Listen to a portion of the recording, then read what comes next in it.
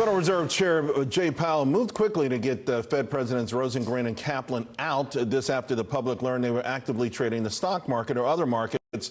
Now, though, many are wondering if Vice Chair Clarida will also be ushered out after revelations that he sold millions ahead of a really important speech at the Federal Reserve. This with actions to curb the impact of mass lockdowns and pandemic last year. It's February 27th of last year. In the meantime, the Inspector General has launched an investigation. Of course, none of this helping Jay Powell in his quest to be reappointed to the job. Joining me now, Bianco Research President Jim Bianco. Jim, you and I have been talking about this for a couple of weeks. It's interesting because I think when you and I talked about it, no one else really talked about it as much. It's becoming a huge story. The betting odds are decreasing dramatically on Powell getting this job. What are your latest thoughts on where this is going? Yeah, this is getting to be a lot more complicated than anybody thought. You know, before the revelations about Rich Clarida and his trading, the consensus was he was probably not going to be reappointed and be done at the end of January. So he was kind of a non-entity anyway, and now that he's got this hanging over his head, I think it's going to be hard for him to even make it to January at this point, especially when the Fed has already set the precedent by asking Rosengren and Kaplan to step down as well. On top of that, Jay Powell has already got the progressive wing in the Democrat Party solidly against him. Elizabeth Warren bashed him again today on the Senate floor, saying that he is not qualified to be the Fed chairman. I know the Republicans are for him, too.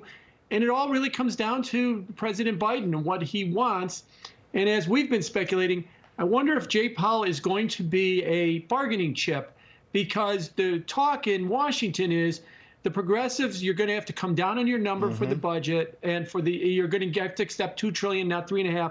But we'll give you other things. We'll let you write the bill. Is Jay Powell one of those other things? Question mark. Yeah, today, Jean Pierre, one of the spokespeople at the White House, did say that for now, well, here's the quote: Biden does have confidence in Powell at this time, which I thought was a little ominous. Here's a question for you, Jim. Let's say we have Brainerd in charge of the Fed, Omarova at the OCC, yelling at Treasury. Fundamentally, could they fundamentally change our banking and economic system?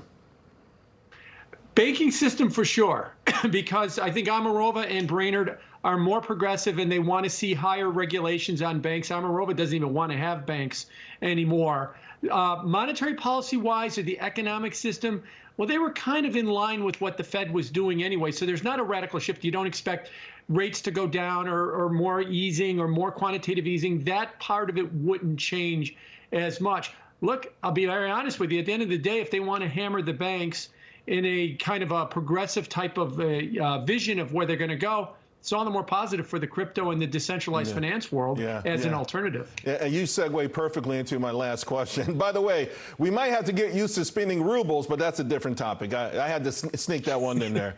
I do want your thoughts on Bitcoin crypto. You know, this has been a great week or so for them. All these other assets have been under the gun. Bitcoin on fire, crypto's on fire. Is this their moment? Is this their Mr. DeMille, I'm ready for my close-up moment? Not quite, but it's getting close.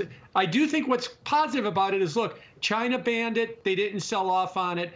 Jay Powell came out last week and said, I don't want to ban it, meaning I want to regulate it. And it seemed like it's taken a little bit of the heat off of those markets, and they're starting to rally.